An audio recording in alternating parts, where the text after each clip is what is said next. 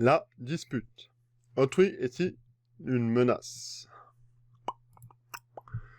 Deux tribus, chacune appartenant à un royaume différent, vivaient pacifiquement de chaque côté d'une rivière.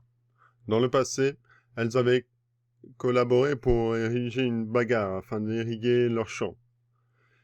Mais un était particulièrement chaud et sec. Le flux de la rivière en vain a diminué énormément, au point que les bancs de sable apparus dans son cours. Ce qui n'était jamais produit de mémoire d'homme. De part et d'autre, les paysans s'inquiétèrent. Pour leurs plantations, le manque d'eau menaçait leur récolte. Face à cette pénurie, les deux tribus commencèrent à se voir en concurrence et se regardèrent d'un air inquiet et menaçant au fur et à mesure que le flux d'eau s'amenuisait. Ils se lancèrent des colibés, puis des insultes, et en vinrent au coup. La rumeur de cette dispute arriva aux oreilles des deux rois. Chacun consulta ses généraux, et tous deux décidèrent de partir en guerre pour l'honneur de son peuple respectif. Le Bouddha, qui voyageait non loin de là, ressentit que la violence menaçait, et se rendit sur le lieu de la dispute. Une fois en présence des deux armées, il s'inquiéta de la cause du conflit. Chacun des deux rois lui expliqua que les autres avaient commencé en les insultant et en les agressant.